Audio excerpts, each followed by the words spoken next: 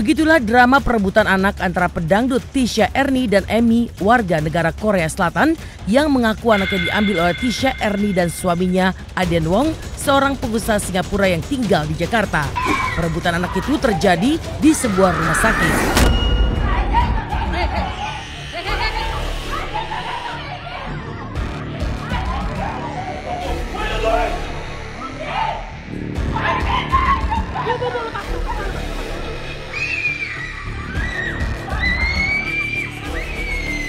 Emmy berusaha merebut anaknya yang masih berusia 4 bulan dan masih menyusu.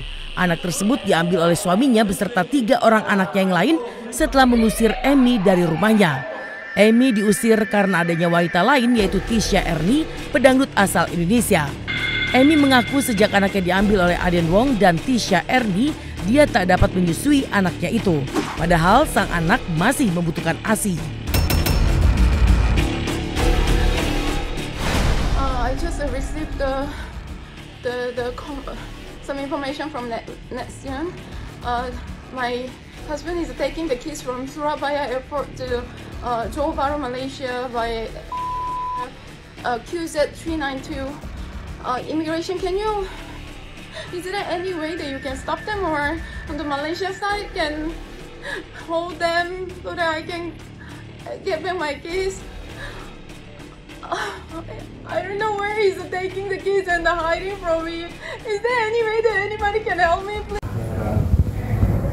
Ya Kak, sedikit dong minta komentarnya mungkin sebagai sahabat bisa dikatakan seperti itu, melihat kasus yang lagi viral Tias ini sendiri seperti apa sih Kak, mungkin melihat pemberitaan tersebut mungkin?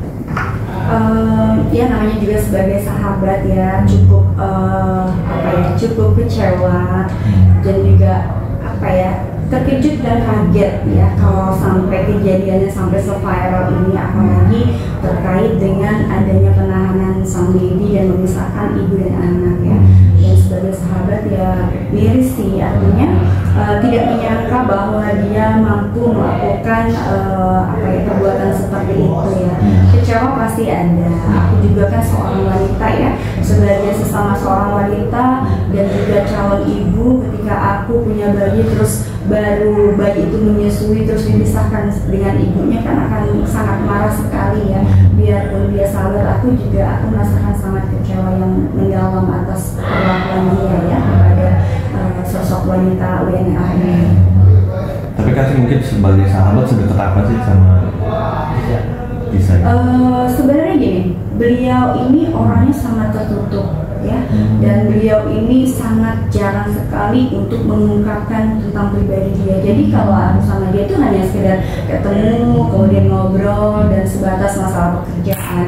Jadi kalau untuk urusan pribadi nggak begitu terbuka, tapi memang beliau ini kan seringkali ketika bertemu dengan pria yang berbeda. Kalau aku pikir kan sah-sah aja ya, selama kita masih single, kita bisa jalan dengan siapapun. Dan aku berpikir, oh ini pasangannya, mungkin dia belum cocok dengan yang ini, dia dengan yang ini. Ya namanya lagi cari jodoh, mencari yang tepat, itu sih sudah sesuatu hal yang wajar gitu. Nah, terkejut hari ini kemarin ya, ketika beritanya viral, aku sampai pas melihat beritanya astagfirullahaladzim, kayak gimana ya, rasa sebagai teman rasa nggak percaya itu ada, tapi jelas banget itu adalah mukanya beliau ya tersorot di kamera. Sampai sekarang aku ngomongin dia nih, kuping sebelah kiri aku langsung gitu, artinya ya mungkin terasa kali ya beliaunya bahwasanya ya memang dia orangnya sangat misterius ya. Kalau aku bilang dia orangnya misterius, dan ya kalau secara pergaulan dia juga jarang sekali dekat dengan seseorang ya, mungkin lebih kepada introvert ya orangnya seperti itu. Komunikasi terakhir itu kita lagi pas ada acara di suatu kafe, dan kita emang lagi nyanyi-nyanyi, kumpul-kumpul bareng teman-teman. Itu sebelum COVID ya, sebelum kejadian dia yang kasus pertama itu ya. Itu terakhir kali aku bertemu dengan dia, cuma memang pas waktu aku ketemu saat itu dalam arti kayaknya baru putus cinta kali ya. Ada perasaan sedih, ada perasaan walaupun kelihatan happy tapi dia murung gitu ya. Aku pikir aku tanya, Beb kamu kenapa? Enggak apa-apa, biasalah masalah kalau bahasa kita lekong gitu ya, cowok gitu ya. Ya itu aja sih, dan aku juga orangnya tipikal yang nggak mau ngorek-ngorek kepribadian orang, jadi udahlah sabar aja, mungkin belum jodoh, namanya juga kita hidup kan pasti ada dilema. Mungkin suatu saat kamu akan ketemu yang baik, itu aja sih. Itu terakhir kali aku ketemu beliau dan sampai hari ini aku belum pernah ketemu lagi. Tapi lo bersama DM IG-nya beliau nggak juga? Kalau untuk DM tuh kayaknya aku lebih kepada nggak berani karena sensitif ya, sensitif, dan dia juga orangnya sensitif banget. Jadi tipikalnya orang itu apa ya? Jadi kalau aku deket sama dia tuh kalau mau ngomong terlalu jauh itu terlalu apa ya? Jadi nggak berani. Dia orangnya gampang marah. Jadi aku agak-agak nggak mau terlalu ikut campur jauh tentang kehidupan pribadi dia. Tapi kalau untuk pekerjaan aku berusaha seprofesional mungkin itu aja. Amy menyebut jika suaminya Aden Wong menjalin hubungan dengan pedangdut Tisha Ernie sejak beberapa bulan lalu sebelum ia melahirkan anak keempatnya. Bahkan di saat Amy melahirkan, Aden Wong dan Tisha Ernie menggelar pesta di rumahnya. Di rumah sakit, Amy hanya ditunggui oleh asisten rumah tangganya saja. The company sent us to Indonesia November 2022 for work here. And after we moved here, I found out my husband has been cheating on me with his PA. I gave birth alone while they are having BBQ party in my place, slept in my bed.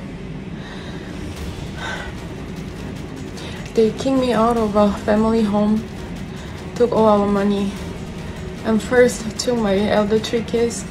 Now they took my newborn for breastfeeding baby. I have totally no access to family. I don't know how my kids are. Have no idea. Kisah berbeda diungkap oleh Fitriyanti Dian, seorang praktisi hukum. Sebelum viral dan terjadi perebutan anak, sang suami Aden Wong pernah mendatangi biro hukumnya dan berkonsultasi jika Aden Wong mencurigai anak yang dikandung Amy kala itu bukanlah anaknya. Saya pernah tahun kemarin sama kasus ini juga. Jadi sudah pernah konsultasi hukum kepada kantor hukum kami. Cuman tidak langsung ke ininya. Pada saat belum menjadi viral. Jadi sudah ada sudah ada perdebatan yang itu pemicu. Tapi pada saat itu kenapa kami tidak bisa memberikan bantuan hukum apa pendampingan hukum, karena situasinya pada saat itu anak masih dalam kandungan, kan gitu ya. Jadi bukan kami menolak, kan gitu. Kalau untuk membuktikan ini apakah anak dari biologis anak ayah kandungnya, ini kan setelah lahir. Karena sekali lagi, kalau saya sebagai praktisi hukum selalu saya menekankan bahwa semua kejadian, semua perkara pidana itu harus didukung oleh bukti, saksi, dan fakta. Seorang warga negara asal Korea merasa iba pada nasib Amy, lalu melaporkan Tisha Ernie ke Polda Metro Jaya dengan pasal perzinahan dan menghalangi pemberian ASI. Tanggal 6 Maret, Polda Metro Jaya menerima laporan saudari BMJ yang melaporkan terkait dugaan adanya peristiwa pidana perzinahan dan atau menghalangi pemberian ASI eksklusif. Terlapornya 2 orang, saudara WMG dan saudari ES alias TE. Penyidik masih melakukan pendalaman dalam proses penyelidikan. Melihat kasus ini, agar ini bisa dijerat oleh undang-undang pidana. Nah, semua kejadian ini kan pasti ada kronologis kejadiannya. Bukan hanya seperti yang kita lihat viralnya aja. Dalam viral itu kan Tisha Ernie di sini kan mengambil anak dari ibu kandungnya. Ya. Tapi kita dalam hal ini kita bisa undang-undang pidana itu bisa kita terapkan, tapi tidak dari penculikannya. Dengan apa? Mungkin ada dalam kronologis kejadian ini ada perzinaannya, kan gitu. Ketika ada poin yang melakukan pelanggaran hukum yang itu memang ada jerat pidananya, perzinaannya, tentunya harus dibuktikan dengan bukti yang itu masuk benar-benar, karena dalam hukum ini kan alat bukti itu tidak mungkin tidak diikutsertakan. Nama Tisha Erni tidak termasuk dalam jajaran penyanyi dangdut terkenal. Namun nama Tisha Erni sempat ramai dibicarakan publik perihal kedekatannya dengan komedian Sule.